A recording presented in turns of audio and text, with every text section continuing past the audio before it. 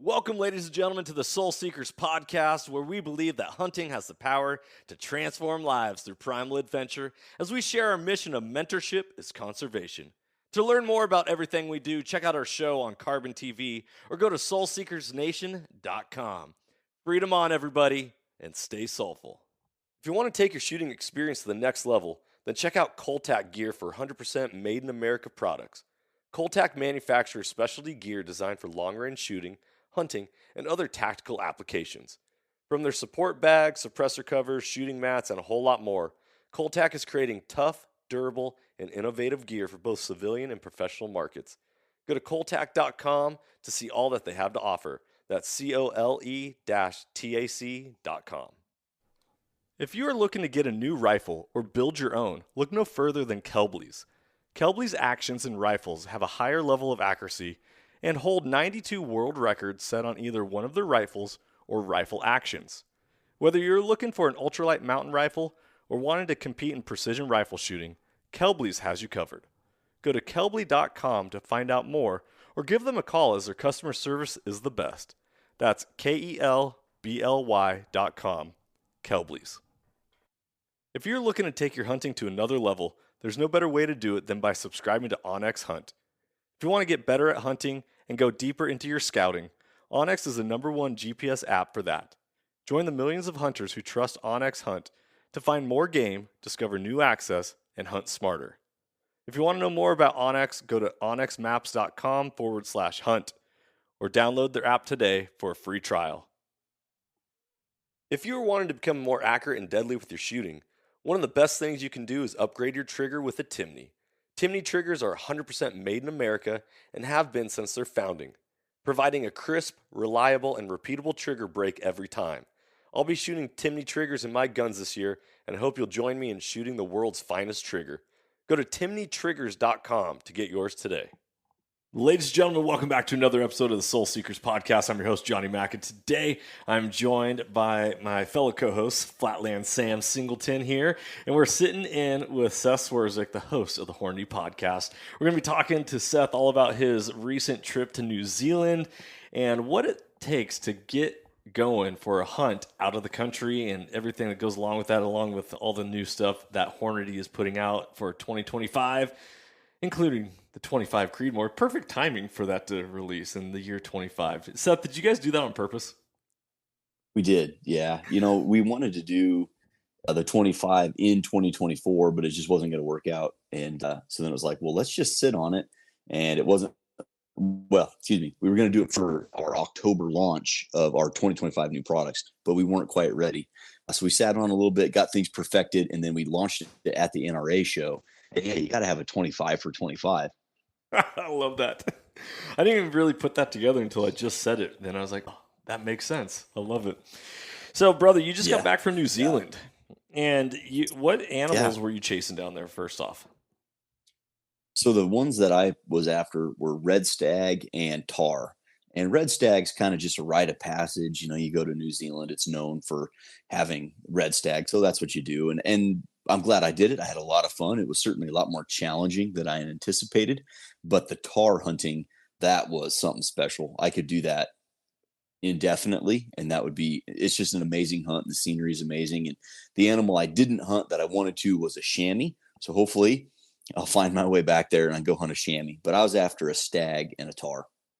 That is so cool. Chamois, those are the ones with the tiny little skinny horns that curl back. Oh, yeah.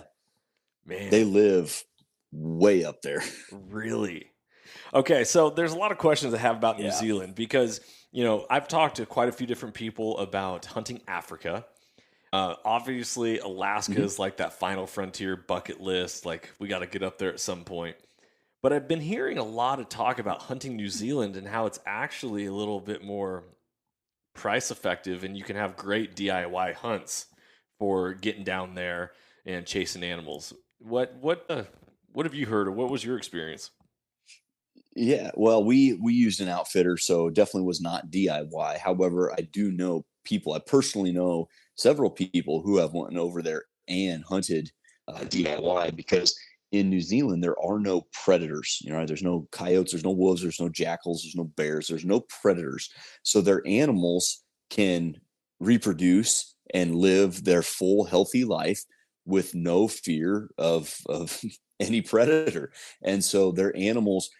I don't want to say they're a nuisance, because they certainly aren't, but you've got this, couple islands that have 5 million people, but raise 20 million sheep. So when your main meat source is sheep, they compete for the same grass as all those animals want to eat as well. So the government goes through and poisons them quite a bit. And there is no tags, there's no permits, there's no season. So you can hunt, say if I wanted to go over there and hunt tar, I could hunt tar until I was blue in the face and ran out of money and wanted to come home. And you can hunt them every day. There's no limit, there's no quota, there's no permits. So there's that. And then that's compounded by the fact that there is a lot of federally owned land in New Zealand. So if you know where this land is, you know how to access it, and you're willing to hunt hard, you can go have a dream hunt over there for not a lot of money, for not paying an outfitter. I will say, just like anything else here in America, those lands that have public access, they're hit pretty hard, and the animals are few, far between, and generally not as big. But that doesn't mean it can't be done. I know, like I said, I've got personal friends that have went over there and done it, and we're successful. So two ends of the spectrum. We use an outfitter, just phenomenal service, mainly just telling us where the animals are. That's a big one. And then identifying what's a trophy and what's not is obviously, that's because they're animals I've never seen before. Dude, but you can definitely do it. And go ahead. Oh no, I want to hear what you had to say. I'm still blown away. I didn't know that you didn't have to buy a tag. Like, you literally just have to pay for an airline ticket and then a rental car or whatever, and then that's it, in theory. In theory, if you're going to travel with a firearm, there's quite a bit of paperwork involved for that. That's something that the New Zealand government seems to take very serious. But yeah, once you get the firearm permit and you import it in there, yeah, or you could go and rent one, I suppose, from an outfitter. That might be something that they'd offer. But yeah, no permits, no seasons, no quotas, anything. That's crazy. Did you know that, Sam? No, I didn't know it. And I was going to ask you, is there a lot of folks over there that hunt? Or is it like United States where, we got a pretty decent amount of hunters and huntresses? Is it like that over there? Lady hunters. Lady hunters. Yeah, lady hunters. That sounds like you in college, Johnny. No, that's true. I don't know. I don't know the percentage breakdown. I will say they seem to be pretty switched on when it comes to firearms, shooting, and hunting. Again, I was in a small bubble, but when we went into town, it was not, you could pick hunters out, and there seemed to be a lot of them. And the ones that we talked to, I just went into a random gun shop just to see, kind of what that looked like. They know what they're doing. Suppressors, long range shooting, getting very, very accurate setups. So I don't know what percentage is actually engaged. Seemed like quite a bit. And those that I talked to that were hunters and shooters, they didn't just dabble. They were custom building guns, getting stuff rebarreled. They had a lot going on. That's interesting. Dude, and New Zealand is like the size of California. It's huge. Yeah, it's in theory, thinking that's a country. Well, I mean, just to say like that there's no predators on that, how does that even happen? That's mind-blowing in itself.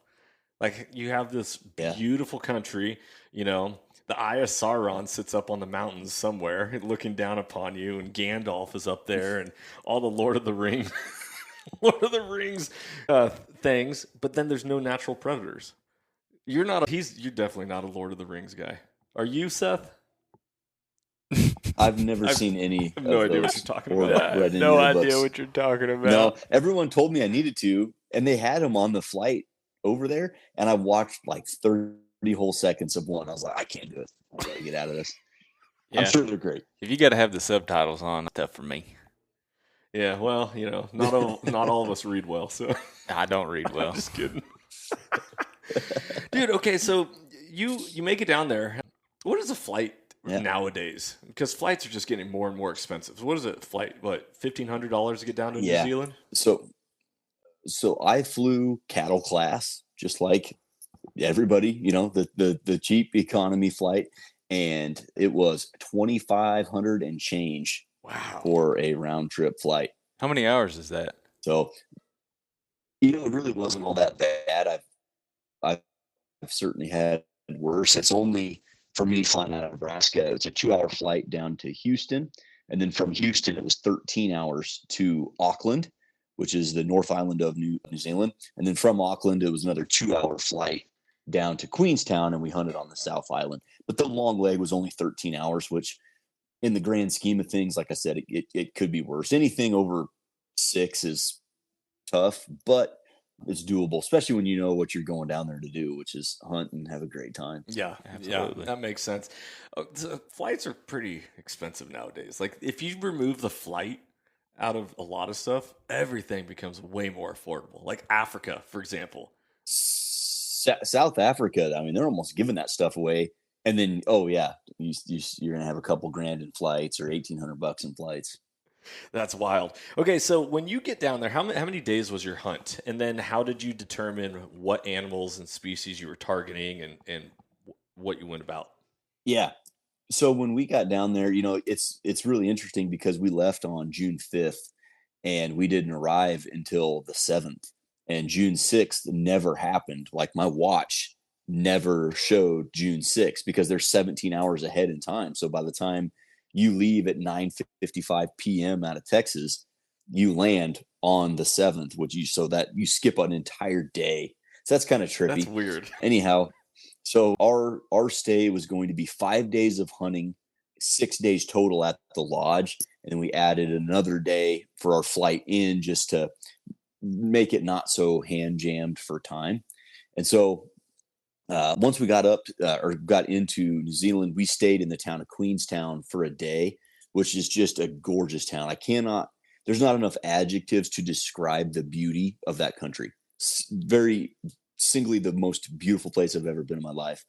And the food was amazing. And then the people there generally aren't mad at you for being there since you're a tourist, which a lot of other countries that I've been to, you run into the local populace and there's a little bit of that. And I get it.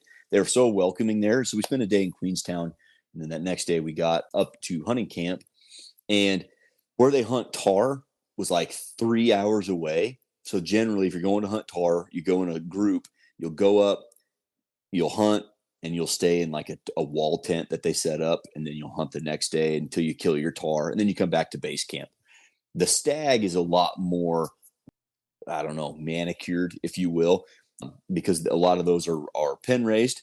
And even the ones that aren't, there's usually this incredibly steep mountain range that is impassable to them. So while they're not fenced in, they're not going that way because there's a giant mountain range. And, the other direction is the ocean, right? So they're not quite as difficult to locate is where I'm going with that. So the tahr, a little bit tougher. So for us, we're getting some weather because it's wintertime over there, and it was going to snow. So we went straight to tahr camp. So the goal was, let's get up there before the snowfall makes some of these mountain passes impassable, and get a tahr knocked down. Then we'll go focus on the stag, and then we'll focus on maxing and relaxing and hanging out. Dude, that's awesome. So I'm assuming you brought a rifle. You work at Hornady. You got to be bringing a gun.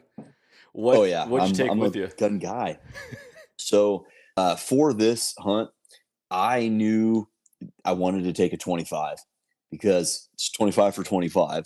This is an epic, storybook type hunt.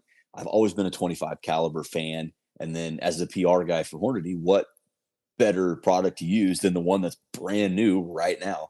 So called up Derek at Horizon Firearms. Derek, I've got a hunt of epic proportion.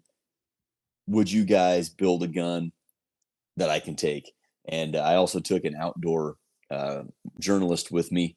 I was like, and if you could multiply that by 2, get us a couple guns, we'd be indebted to you. And Derek at Horizon, they're always down for a good time. They're always down for the new stuff. And he was like, get me a reamer and I will build the gun. So it was a Horizon built 25 Creedmoor. Cool. That's awesome. What length barrel did you go with for that being a hunting rifle? So it was 2 inches longer than I would have done if I was building it myself. It was a 22. I would have done a 20, but nothing wrong with the 22 at all. It shot lights out. Still does. I still have it. I shoot in the 128 grain Precision Hunter, and I put one of Leupold's new VX6 Gen 2s on there. And what's really cool is, as a freedom enthusiast, I love to shoot suppressed forever. Unless I'm legally obligated to not, I'm generally going to shoot suppressed. And in New Zealand, although they're very strict with their firearm paperwork and that process, suppressor is just a threaded pipe to them. You buy those at the hardware store. So I messaged the outfitter and said, hey, do you guys have any suppressors that you own that I could use? And the way it worked out was somebody went into town from the lodge on my behalf and bought a suppressor, and I just paid for it when I got there. And, we're messaging back and forth on WhatsApp, and it's like, well, you'll have to pay for it when you get here, but I'll cover for you till then. I was like, oh, no problem. I'll overnight you the money, whatever you want. You just say the word. How much is it? And I was thinking it was going to be a normal suppressor. And he's like, it's $205 American dollars. Oh my goodness. So showed up, did the paperwork. And if a listener is considering going to New Zealand, I would encourage you to hire, it's a few $100 extra, hire a travel company that specializes in hunters to help you with your paperwork, because you don't want to get that wrong. And New Zealand, it took 91 days to approve my paperwork. They got approved the day before we left for the trip. Whoa. So definitely get that paperwork going on early. But when you get there, the police will go through it. The police officer that went through mine at the airport took a photo of it because he's never seen a barrel with that kind of fluting. And he knew about the 25 Creedmoor. He said we can't buy it over here yet, but he's definitely going to build one. He was a PRS shooter. And then I got to camp, threaded on the suppressor, re-zeroed the rifle, stretched the legs a little bit, and I was ready to go hunting. Yeah, that's so cool. That is awesome. Okay, so do you own a suppressor in New Zealand, or do you get to bring that back home with you? I definitely don't get to bring it back. We had joked that somebody had brought a bow that was in camp, and I was like, well, I bet we could find a way to thread that on as your stabilizer. But we didn't. For $200 American dollars, I left it with the owner of the hunting lodge, and I said, you're going to get more people that come to you to hunt that want to have the suppressor. So just have it. Dude, pay it forward. I love it. It's really interesting, and I have not traveled internationally with firearms yet. You've done it a few times, so you're more versed in that, but no airport ever questions about suppressors, whether it's attached to the gun or not attached to the gun. Has you ever had anything like that happen? So I've never traveled internationally with a suppressor, simply because of what I do for work. I know, like, legally it seems like you should be able to do that, but it's not clearly written that you can legally do that. And I don't want to be the guy to find out that it's not, because again, my whole livelihood is me as a hunter and shooter, that Hornady. So I don't play around with that. But I will say, traveling domestically with a suppressor, I generally just shred it on the gun and move on with my life. And to be 100% transparent, I know a lot of shooters. I know several ATF agents. I don't know a single person who has ever been challenged on their suppressor. Yeah. I don't know a single ATF agent that has ever asked to see suppressor paperwork. I mean, they've got real problem. They got people selling machine gun parts on eBay and stuff to deal with. Legally, suppressors is not really high up on their totem pole. And a lot of people don't even really realize what they are. Open a gun case, and I have all my extra stuff packed in there also, because I'm like trying to save weight. And they're just like, yep, okay. Looks good. I had, just on the most recent hunt, the South Dakota prairie dogs, I ended up flying some ammo home with me, and I'm pretty sure it was over 11 pounds. Yeah, they don't check it. They don't check. No. Yeah, it's unusual. I try to play by the rules just because of what I do for work, but most of those TSA agents, no offense to them, but they just don't know what they don't know. And it's very evident that they don't get a whole lot of training in that regard. Dude, Seth is so PC. Dude, you're a professional through and through. I absolutely love hearing you talk. Okay, so let's get back to New Zealand. So you get down there. Yeah. You're shooting a 25 Creedmoor. You thread on a suppressor. You ended up going for tar first.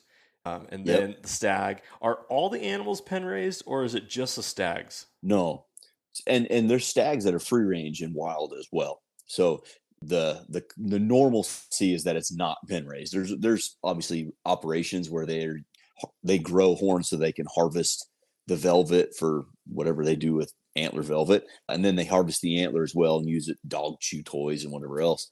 But like the tar, that's all free range tar. So for the tar hunt, we were in the most beautiful place I've ever been. Like that, within the most beautiful country I've been to, the most beautiful place I've ever been is Tar Camp. Wow. There's a mountain. Now, granted, it's not super duper high because you start at 0. You're at sea level. So the mountain's 5,000 feet, 6,000 feet above you or whatever. Then there's a river valley. And then that other side of the valley, the mountain goes straight back up another 5,000 feet or. But the cool part was we were driving this river right beside it all the way in. Well, where we were hunting in that valley, that's where the river starts. That like water comes out of the mountains in 8 different little fingers and forms the river. And we were hunting right there. And so we had spotted some tar way up high, and it's really hard to judge tar from a distance. They were a little over a mile off or something. And in my head, I was like, let's just run up there and kill one. Let's get up there. Let's run up there and kill one. Hurry up. Like, what are we doing?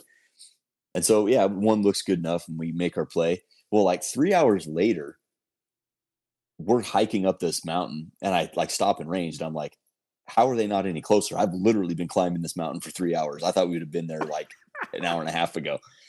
So it's way steeper and way longer. It took way longer than I thought, but they live up there, on top of tar are the chamois. So they live super steep, but the tar are no joke. They are up there, very rugged animal. And they're just so cool. And luckily we had snow on the mountain. So they stood out like a sore thumb because everything was white and they're just big black. And they almost look like a bear running around. It was wild. Oh, that's cool. Well, it's the wintertime down there, right? Or it is, yes. Okay, yep. So how cold was it? I mean, you said you have snow, but like, what's the weather? Yeah. So in the mornings, it would be just below freezing, and then it'd heat up into mid 40s, but low wind. I mean, the wind was the most I ever felt was probably 10 or 15 miles an hour. Sweet. Wow. Sweet. The average would be 8 to 10, maybe in the afternoon. Well, take us through the hunt. Take us through, your 3 miles in, 3 hours in. Yeah. So, well, it's 3 hours, definitely not 3 miles. But so I was hunting with Colton Heward. He's the managing editor for Peterson's Hunting and a really good friend of mine. And we have been fortunate enough to travel kind of around the world together and do a lot of epic stuff together. So I always love sharing camp with Colton, similar age. Wives were both there. We got kids the same age, just a good dude to hang out with. And one of my favorite guys to hunt with. So he's up to bat first. So we get up there and the ascent on this mountain, there was a tree line that kind of worked its way down the mountain. And inside that tree line was big boulders and rocks and a stream that came out of the mountain and worked its way down there. And so there's miniature waterfalls the whole way up. And to stay hidden, we walked all the way up the mountain in this little tree line with the creek. So it's just so gorgeous. And after what seemed like 5 or 6 hours, we finally get up there. It wasn't quite that long. We finally get up there, and in Colton's other life, he's a guide. He's guided hundreds of elk hunters. So he's very calm, and he's a guide himself. Well, our guide, we popped over. Oh, there they are. Okay. Well, he's good, but he's not great. He's kind of analyzing the ram. And then he sees another one, and he comes off the spotting scope like he got electrocuted. Get up here, kill this bull, hurry up. Like, so there was this big cranker. I mean, turned out to be a 9-year-old bull, and just the cock of the walk. When you see a real mature animal, you just know it. And that was the one. So Colton gets set up bipod. We got a camera guy with us, 371 yards, and he's shooting the same setup I was. Same thing with the suppressor, dialed up to 371 yards on the VX6. I was filming with my cell phone and watching the animal. We had a camera guy, and it was deathly quiet. And you heard him take this big exhale, blow all of his air out, one shot, and it sounded like a wet towel thrown on the floor. Just walloped him. That 128 ELDX doing about 2850 out of those 22-inch barrels. And he took a big lunge like down the mountain and then just piled up. He went nowhere. Perfect shot. So we're high-fiving. Took us another 30 or 40 minutes to get up there to him. And just a serene moment. Colton's always wanted to hunt a tahr, or he always wanted to hunt New Zealand, just like a lot of people. And to be in the most beautiful place in the world with a really good friend of mine, and the weather, the clouds had lifted by this time. So it was like 45 degrees, sunny, 2-3 mile an hour wind. It was just picturesque. It was so amazing. And while we were getting him tidied up, caping him out and everything, one of the guides, there was two of them. One of them had went over to the ridge to our west just to see if there's anything else looking at, because there was a couple big bowls that we really couldn't see in. And so we're, like I said, tidying this thing up, getting him caped out, and I could hear a whistle. I was like, man, I haven't seen a whole lot of birds in New Zealand as a whole, but I've only been here. But it was the other guide, Simon, trying to get my attention. And he's laying on the ground, giving me the sign to steal second, So I grabbed my gun and trying to sprint through the snow. He's probably 200 yards away. I sprint over there and I get down on the ground right behind him. And he's like, there's a really good bull with 3 nannies right up over here. Take a look at him. So I like belly crawled up through the snow, get just on the ridge, pull up the binos. And I was like, they all look big to me. Would you shoot that? And he's like, oh yeah, that's a shooter. I wouldn't have called you over here to look at it. Like, yeah, I want you to shoot this thing. So 290 yards, I think. And he was feeding away from us. And man, he turned and made a nice quartering away shot, put it mid-rib. Same thing as Colton's bull. He hunched up and then dove down the hill and then just flipped over.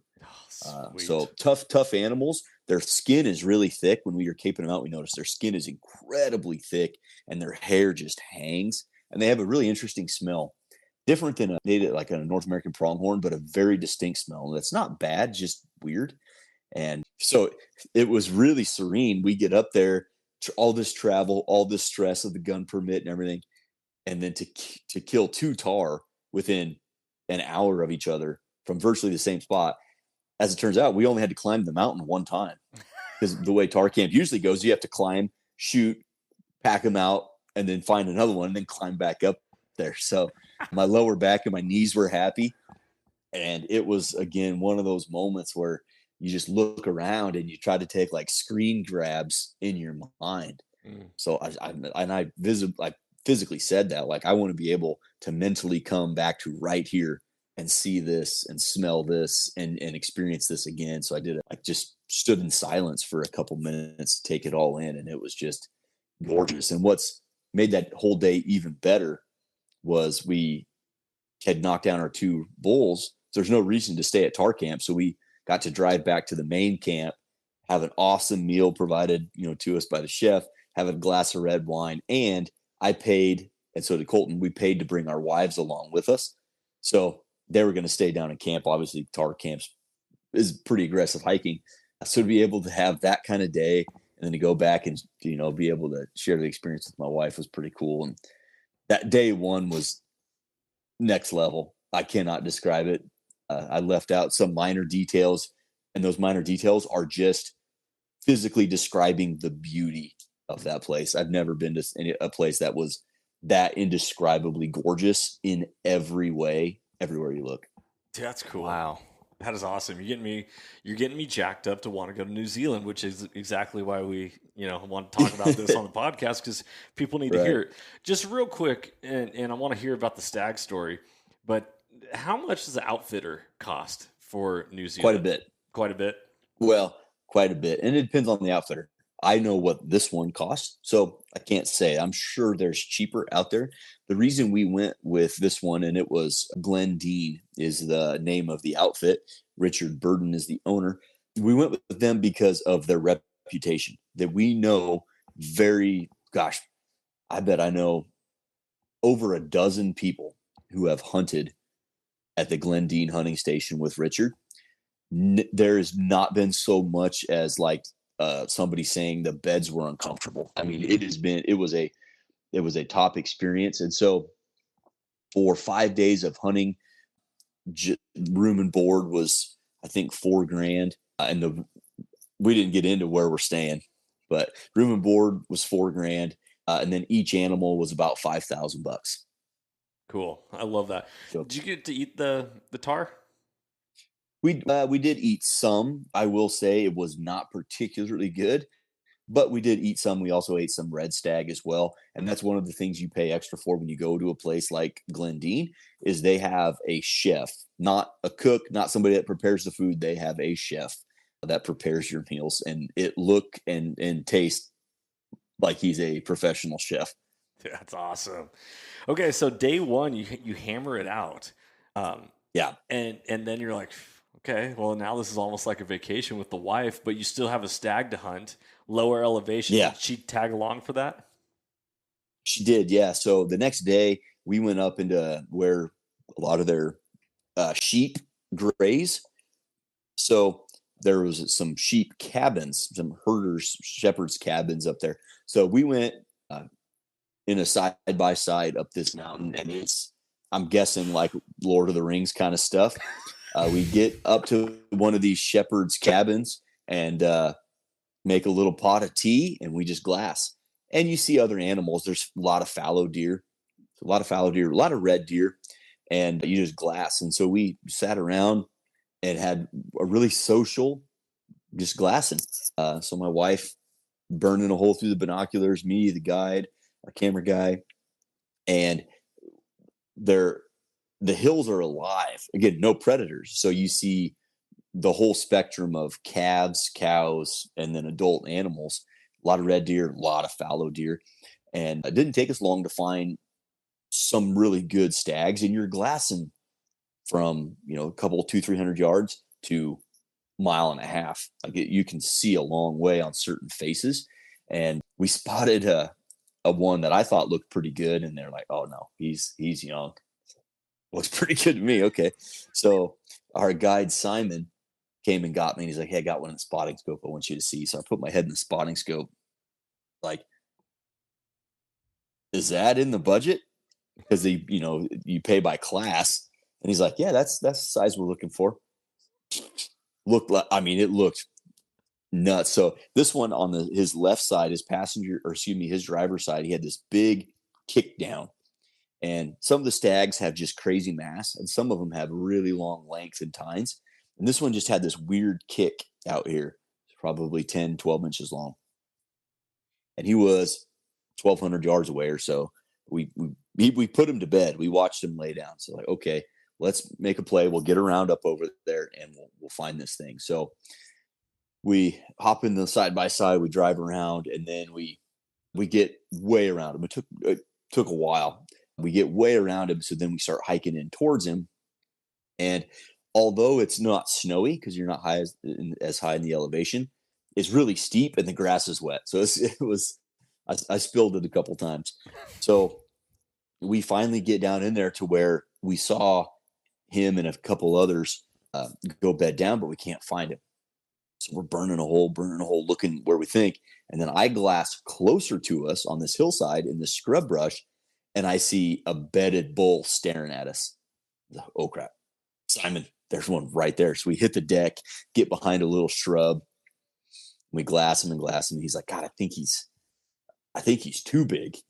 So he moves down on this ridge and puts the spotting scope on him. And I couldn't sit there. He's 30, 40 yards away. I couldn't sit there for more than 10 seconds before I got to go have a look at him. So I scurry down there, and he's like, that's not the bull we were looking for, that we came over here for, but that's a silver, which is what the bull I was after was, a silver bull. It's like, that's a big silver. Like, that's on the top end of silver, but that's a silver. So I looked at him, and what I wanted in a stag was big, wide length. I didn't want tight, big balls of mass. I wanted a big, grandiose kind of frame. Mm-hmm. So I took one look at him and was like, yeah, that'll do.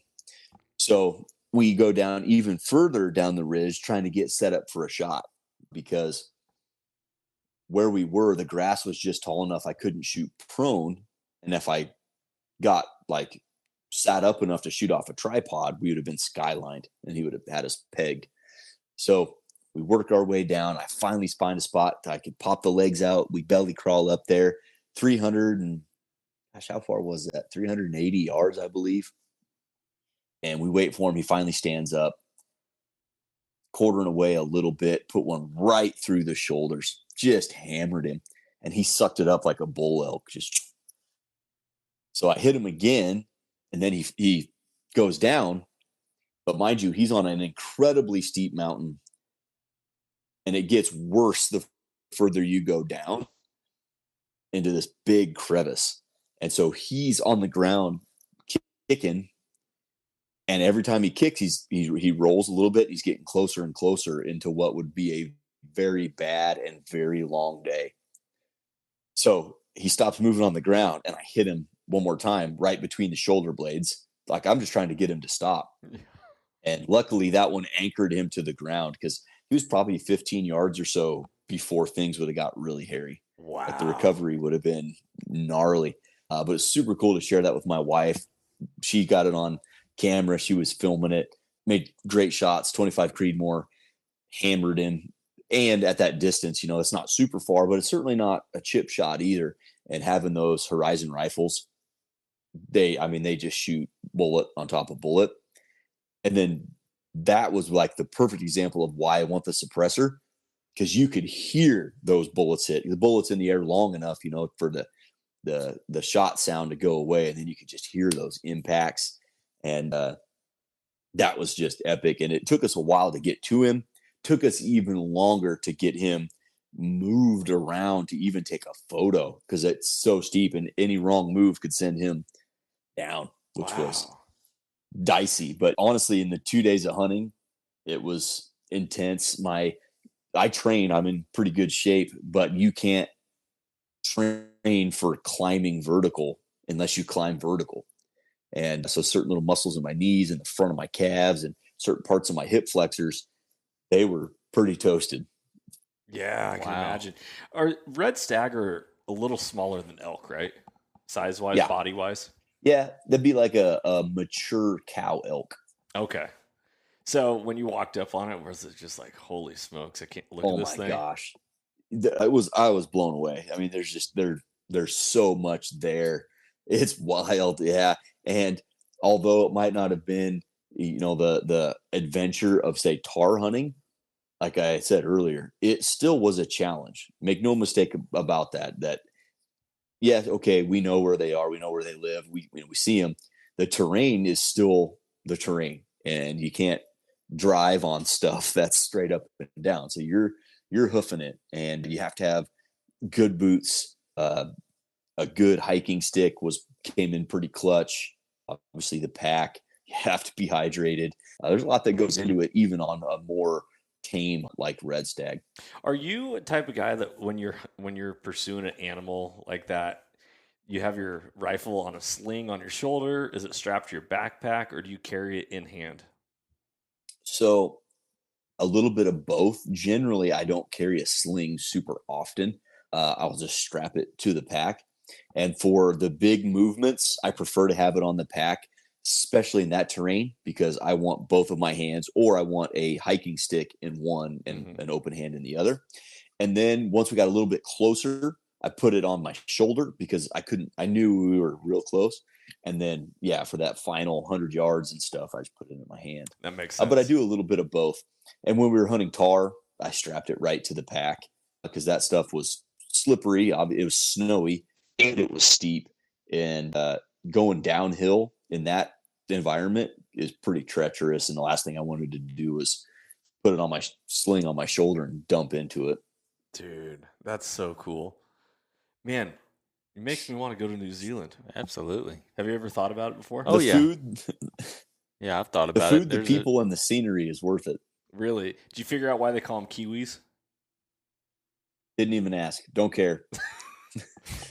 I'm sure there's a good reason, I just know I want to go back. I worked as a camp counselor in upstate New York for a summer, and a lot of the people that worked at the camp were from all over the world. Like, because internationally, a lot of other countries travel more than, America. Sure. There's so much to see. So I worked with a guy, he was a Kiwi from New Zealand, and he was only like 21, 22 years old, and he ran for mayor and won that the summer after that. I was a camp counselor with him. I was like, dude, that is absolutely fascinating. So the politics, I have no idea really what's going on in New Zealand, but I thought that was really fascinating. He's a very charismatic person. So yeah, I never met a single person over there that I didn't get on with great. Everyone was so polite and very low crime rate, which is refreshing. Yeah, just nice people. Yeah. Well, there's no natural predators there. That's crazy to Yeah. me. I guess it is an island, but it's just wild that there's no predators out there trying to get them. No venomous snakes or spiders either. That's nice. I bet the wives enjoyed that. Yes. And the lodging was phenomenal. It depends on where you're at, but if we're staying at Glendine, they have these geodesic domes.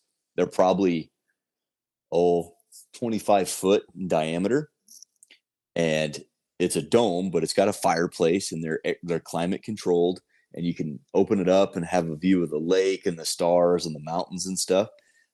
Heated floors in the bathroom, heated beds. It was just the lodging was immaculate, and the food was fantastic. And if you're into red wine, obviously New Zealand's known for some of their red wine. So yeah, the wives were certainly happy.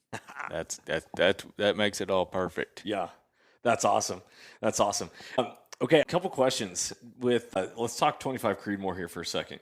So I just got done doing a podcast. I actually just released it on Monday with Colton Bagnoli, and we were talking. It was a speed kills episode. We were talking about calibers and speeds and bullet choices and all that stuff. And the 25 Creedmoor, after talking with Zach May quite a bit and telling him that I got one in a 20-inch barrel, he was like, dude, why'd you get one in a 20-inch barrel? He's like, you got to get one in a 26-inch barrel. And I was like, well, I mean, I don't want to be carrying a 26-inch barrel plus a suppressor around. I'm exactly like you. I always want to shoot suppressed. And he was like, oh, well, And so it's interesting to hear you had your gun made in 22 inches, but you actually would have preferred it to be a 20-inch barrel. Talk a little bit about why you are saying what you are about the 25 Creedmoor and the speeds you're getting out of that. Yeah. Well, there's definitely something to say about speed. That's helpful. And the speed kills is the saying for a reason. But what I know is bullets that expand somewhat rapidly, but controlled, those bullets kill. And whatever velocity is required to make that happen, that's the velocity I want. And for our 128 ELDX, I know those bullets are going to thrive on impact velocity of 2,800 down to 1,600. And out of a 20-inch barrel, my velocity would have been about 2,800 feet per second. That bullet would have expanded to caliber and a half diameter, had this nice, beautiful mushroom, and done all kind of damage distances I would have no business shooting. So I know inside of 500 yards, that bullet's going to perform very, very, very well. And is it beneficial to have more speed? Flatten the trajectory out a little bit less wind drift. But as long as there's sufficient velocity to make those bullets work, then I'm not so hung up on velocity for big game. For varmint, I love bullets that absolutely come apart like a hand grenade. And even on, medium game, antelope, deer, something like that. Yeah, a very, very fast bullet that's made of a good construction. I'm certainly a big fan of that. But a red stag is not a whitetail deer. And I wouldn't want to go at, I wouldn't go a whole lot faster than that, because you could drive a bullet outside of its performance window, both too slow and too fast. So bullets can start to peel back and shed their lead too quickly. Zach's not wrong going with the 26. He'd probably be doing 2,900 or so with that same load. We're talking 100 feet per second. Yeah. And for me, it's not worth it. I'd rather have the shorter barrel with a suppressor, knowing that that bullet's still right in the middle of its performance window. Interesting. Sam mentioned on that podcast that your sweet spot is 2850. Yeah, that's where, because the distances that I'm hunting at, typically, I shoot Hornady bullets when I can. And I know that if I'm, 1,800 feet per second, that bullet's still going to work. I don't have to worry about it. And then, Yep. Like that 6 arc that I got together with shooting them 90s, them 90 grain ELDXs, I mean, I got it shooting right at 2,800, and I'm happy with it. I don't need more, And sure, speed's great, but for that gun, it's low recoil, lightweight. My wife shoots it. My kids shoot it. It's perfect. Yeah. Yep. Dude, jump in, Seth. I was just gonna say it's all about balance. And yeah, if you really like to have big bullets going fast, power to you. Interesting. What type of recoil can someone expect off the 25 Creedmoor? So there's two answers to that because it's kind of weird. I can't explain it. The first answer is when you do the recoil calculation, it's closer to 6.5 Creedmoor than it is 6mm Creedmoor, but obviously it's kind of right in the middle there. When you shoot one, it will feel more like a 6 Creedmoor. That's the second answer. Is on paper, it's a couple foot-pounds lower than 6 Creedmoor, or excuse me, higher than 6 Creedmoor, but it feels more like a 6 than a 6.5. For whatever reason, I don't know. I've shot a bunch of it here recently, and very, very modest recoil. Obviously, everything you love about shooting a Creedmoor, just in 25 cal. Right, the Creedmoor family. So on your follow-up shots on your Red Stag, how light was your gun per se for the setup? How much were you getting off of the target when you shot with the recoil management? Were you able to stay, what power on your scope for the distance? Talk to us about the details of that. Yeah. So I generally, if I'm shooting prone and I can load into the bipod, I really like to do that. And it was kind of muddy and rocky. So I was able to load pretty good into the bipod. And when you take the time and really set up behind your rifle and you can have a good load on the bipod, you can get in this nice little shoot, come back, come right back in, and you're right there. And I took the time to do that. And that helped tremendously. I think Derek's guns only weigh maybe 7 pounds. And then you put a scope and a suppressor on there and a bipod. So completely kitted out is probably 9.5 to 10 pounds. So not a ultralight rifle by any means, but certainly not heavy. And it was never cumbersome lugging around. And then when I know I'm going to try to roll a follow-up shot as fast as I possibly can, I generally back off the power just to increase the field of view. So I generally don't shoot anything over 10 power. And I didn't even look. I just had a big field of view, could clearly see a second focal plane reticle, so I could easily see the crosshair. So if I had to guess, that's somewhere between 8 and 10. That's cool. And then when it comes to traveling outside the country and doing a hunt, how much ammo do you bring? So you have to declare it usually how much you're going to bring. So I'll usually bring 40 or 60 rounds, depending. On this hunt, I brought 40 rounds.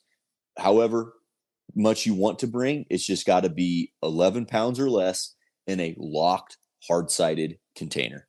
That's pretty universal if you're traveling out of the country or even in the country. That's easy. In the country is not so important, but other countries want it in a locked, hard-sided container. So I usually bring 40 or 60 rounds. Yeah. So, man, see, now I'm getting all excited about my 25 Creedmoor when it comes. It should be. It's going to be a Kelbly'S light rifle. It's Atlas light action, 20-inch barrel. It's just a light mountain gun. But I can't wait to use it this fall and put it to use. But one of the things is you recommend, obviously you're a PR guy, so you make the ELDX for the 25 Creedmoor and 128 grain. But what are the range of bullets caliber selections for that? And, is it better to drop down in weight to pick up the speed, or is it better to keep the heavier bullet? So it really depends on what you're after. Right now, there's only 2 offerings, a 134 match and a 128 precision hunter. Presumably, there will be some other offerings, coming up in the future, probably a CX offering. I would say if you want the best wind deflection at all ranges, then you generally go with the heavier bullets.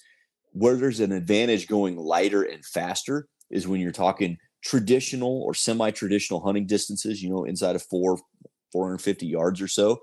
Then you can flatten your trajectory and decrease your wind deflection just by going with the faster projectile. So, if that gray area is kind of 400 to 600 yards. If you want performance past that, generally you can't get better. You can't outdrive a bullet from velocity standpoint.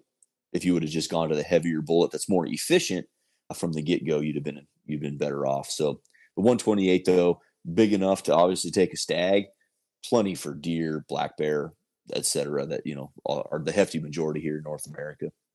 Dude, that's interesting. I like that. Dude, so what else is on the horizon for Hornady? You guys have been pumping out some pretty awesome stuff lately. Yeah. Well, hopefully we slow down on the new cartridge design, just because if we have a new cartridge, it might, set the internet on fire. But we'll keep innovating, that's for sure. We've got a very passionate core group of users at Hornady, small company in general, but it's hard saying. I think subsonic, I think there's a lot of room to explore subsonic because it's just fun. Yeah. And that's what Hornady does in a nutshell. I mean, the military and law enforcement stuff is obviously one thing, but the hefty majority of our products is fun. Right. And we sell fun. Well, then at the same time, if the big, beautiful bill ends up passing completely, we don't exactly know what's going to happen with the whole SBRs and all that stuff. So that opens up a whole new ball game for what you guys want to start delivering on products. Yeah. You could, you could have some designated ammo that's kind of purpose built or optimized for those short barrels and different propellants and primer combinations and bullet weights. Yeah. That'd be cool. It's a good idea. Yeah. Okay. So one question that we didn't cover with Colton on the last podcast, and Sam and I, when we sat in on that one, we should have talked about this. And so I want to ask you, copper bullets seem to be like the new rage with certain people. And then you have traditionalist lead. And then you guys make a CX outfitter bullet or round cartridge, but then you also precision hunter.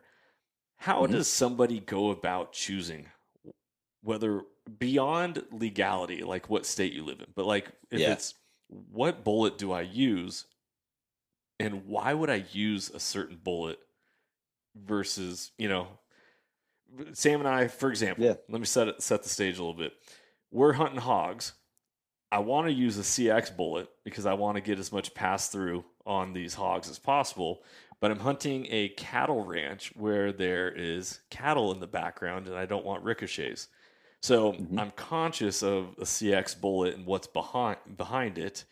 But I know in the ELDX, I'm not going to get it that much. I don't have to risk it as much in that regard. Break it down. I guess. I don't even really know the words that I need to share. No, I know exactly what you're talking about. And it can be confusing sometimes because there are a ton of options. I think it's important to note that when Barnes made the first solid copper expanding hunting bullet, the Barnes X, it had nothing to do with legality at all. It was designed because of the terminal performance benefit that you get over a lead core bullet. So, and I can assure you, Steve and Jason Hornady do not care about the legality of lead bullets in, say, California. Our monolithic bullet, our CX, is built that way for the terminal performance. And like you mentioned, the terminal performance that you get when you look at going to copper, or in our case, it's a copper zinc alloy, is you get more weight retention and deeper penetration. As a corollary, those bullets are generally lighter because there's no lead. So copper and zinc aren't very dense materials. So they're lighter. So you get you get standard or slightly higher muzzle velocities than you would on a lead core bullet. But the big advantage is the terminal performance. So like our ELDX, well, there's great terminal performance then too. How do you decide one or the other? Well, the difference is velocity. So the main driver is velocity. I say this all the time. I mentioned it earlier in this podcast. Velocity to make the bullet work. And that's what bullets need to expand. And a non-expanding bullet is not a very useful bullet. We need an expanding bullet. So monolithic bullets, because they're a little tougher, they require more velocity to get them to open up than a lead core bullet. Lead core bullets just require less velocity to expand. So if I'm hunting at traditional ranges, there's plenty of velocity to open a lead or lead-free bullet. But if I'm pushing the boundaries 5, 6, 7, 800 yards or something like that, the lead core bullet is going to give you reliable terminal performance at those impact speeds, where a monolithic bullet could very, very easily just not open at all and pencil right through. So the impact velocity expectations for me are step number one. Like, okay, you already checked the box. I want better penetration, so I'm going to go with a copper bullet. Okay, that's great. But at what distances and what impact velocities are you planning on shooting? Because if you're trying to have, performance from 0 to 600, 700 yards, that bullet might stop expanding at 450 or 500 yards. And that was kind of a bad choice there. So lead core is better when you need performance at all ranges, because they expand better, more consistently at those low impact speeds. So there's that. The other thing is, generally, this is not the case with all of them, but generally you give up some external ballistics with the lead core bullets.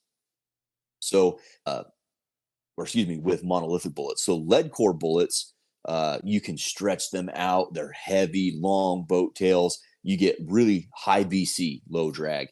With monolithic bullets, you can only make a bullet so long before it won't stabilize. So because there's no lead in there, those bullets don't weigh very much. And weight has a positive effect on BC. The heavier the bullet, the higher the BC. So it's a length for twist rate and weight component. And then all monolithic bullets have cannelers cut on them, and those negatively impact the BC. They increase the drag. So it's double-edged sword, because if you want really good external ballistics, you want to shoot a lead core bullet. If you want high impact velocity, you want high BC, you want a lead core bullet. So we've tried, and Barnes and a few other brands as well have really made some leaps and bounds in how you design a lead-free bullet with a longer ogive, longer boat tail, trying to get the BC up. But they're not ever going to be as good as a lead core bullet for BC. So if you're trying to shoot something far away, lead core is the answer. And then, like you had mentioned, if enhanced penetration is a desirable characteristics for whatever game you're after, those monolithic bullets are the way. Interesting. So if I'm planning on taking shots 300 yards and under, feel free to grab the coppers. Yeah, and they're both going to do well for you. But yeah, have no hesitation to grab the coppers. And there's some copper bullets that will expand at those extended ranges, but just not as violently. Look at like our 160 CX and the 7 PRC. That's a really low drag bullet. Does it have as good a BC as the 175 LDX? Not even close. But it's good, and it will expand past the 400 or 500 yard line, where a lot of those traditional ones will kind of bleed off. Interesting. So it really makes me choose, like, it's kind of whatever you can find on the shelf for hunters, or if you're gonna have a hunt where you're like, okay, I'm going to New Zealand, like, what bullet am I taking? Obviously, in 25 Creedmoor, you only offer 2 offerings at that point. But yep, if they would have offered a CX at this point, would you have taken that instead? I know Colton would have. Colton's a huge fan of our CX bullet, but personally, I would not. I had supreme confidence in that rifle, and I'm not traveling that far away to not take that 400 or 450 yard shot or whatever it may be. And I know those ELDXs are going to perform on those animals at those distances. So I would have felt more comfortable with the ELDX personally. What does it bring up in your head? I'm ELDX. It's just, that's why I loaded them 90s in that 6 arc, just because if I want to shoot far, I can. Yeah. And if I want to shoot close, I can. It's just, it opens my horizon for distance and performance, knowing what it can do. And I'm going to test it, out there at the ranch. We can get out there and stretch it out. So I'm going to test it. I'm going to We got lots of hogs out there and critters, and I like to find out truths of my own. Mm-hmm. So, anyways, but yeah, I like the LDX, and I don't have a problem with it. And I killed 9 deer with it last year, so Proof's in the pudding. speaks for itself. Right? Yeah, I've never shot something with the ELDX and have not, Yeah. lay down. Last year, I was using the 7PRC, and every single one of them was right there. Yeah. Just anchored it to the ground, and it was game over. Which Seth had a hand in making your Yeah. a little bit of a brainchild there. Hey, real quick, 22 arc, super badass round. Like, It's one of my favorites. blown away. When we SHOT Show recorded and I went around, I was like, all right, guys, tell me your favorite rounds for, different lengths and all that. I haven't shot the 22 arc at that point. When I went on this prairie dog hunt, oh my gosh, dude, just giggling like a little school kid, like, Yeah. Yeah. Like I was shooting 31-30 out of a 18-inch barrel suppressed, and I out to like 275. I didn't really have to hold over for prairie dogs. I was extremely impressed. Yeah. Yeah. It's equally fun on coyotes too.